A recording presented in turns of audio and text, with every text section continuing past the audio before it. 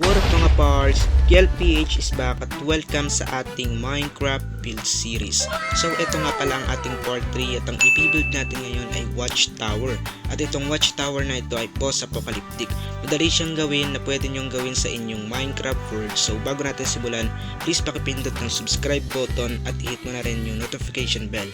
Wala nang patumpik-tumpik pa at atin ang simulan. So ang una nga pala natin gagawin ay maglalagay tayo ng wax exposed copper.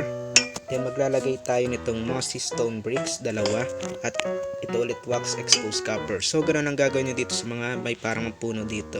Lalagyan natin ng wax exposed copper sa lahat ng log. So nalagay ko na nga lahat at ang sunod nating gagawin ay maglalagay tayo ng polish andesite. Laligan nyo ng gagawin ninyo. Lalagay lang kayo nito. So nalagay na nga natin at ang next na nagagawin natin ay maglalagay tayo ng mossy stone brick wall.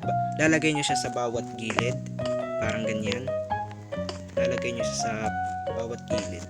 So pagkalagay nyo nga ng mossy stone brick wall, ang sunod yung gagawin ay maglalagay kayo ng iron bars sa tabi ng mossy brick, parang ganyan, hanggang siya ay mapuno. At pag nagawa nyo na, ang next nyo naman gagawin na maglalagay kayo ng polish top stair. Ito sa ganun din, bawat gilid din, parang ganyan. So nagawa ko na, nalagyan ko na rin ng lantern at ang sunod kong gagawin yung gagawin ay maglalagay kayo ng wax exposed cut copper stair. Ganun din bawat gilid din. So natapos ko na, ang next ko nang gagawin ni papalakihin ko na siya. So maglalagay naman ako ng polish andesite, mga 3. Yan, ganyan. So pag ganyan na nga, lalagyan nyo naman sa ibabaw ng wax exposed copper. Ganyan.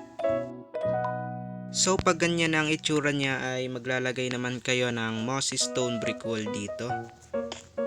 Apat. Parang dapat ganyan yung itsura niya. Pag lalagay nyo ng ganyan, lalagyan nyo naman ng iron bars. Tsaka itong lantern. So dapat ganyan magiging itsura niya. So pag nagawa nyo na nga ay maglalagay naman kayo ng chain dito. Dito. Dapat ganyan. Dapat ganyan ang pagkakalagay nyo ng chain sa gilid. At siya nga pala guys, may pattern nga pala to. So dahil mahaba itong build na to, gagawin ko na lang siyang time lapse. Pero bago nga natin gawin yun is please subscribe button at i-hit mo na rin yung notification bell. So wala nang patumpik-tumpik pa at natin ang simulan ang time lapse. Let's go!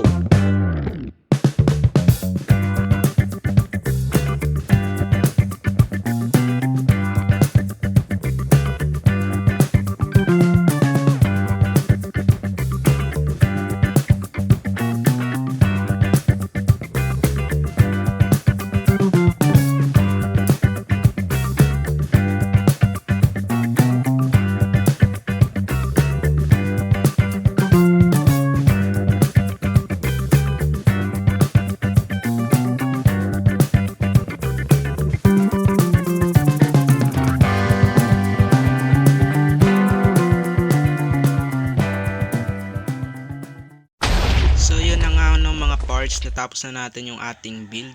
At di ko na napakita yung iba kasi tinitipid ko yung storage ko kasi malapit na mag full, di ko na napakita yung iba. At kung nagustuhan mo nga pala tong video na to, please i-like mo to at pindutin mo yung subscribe button at i-hit mo na rin yung notification bell para ma-update ka sa mga susunod kong video. I-share mo din to sa mga friends mo para marami makanood. See you in next video. Adios!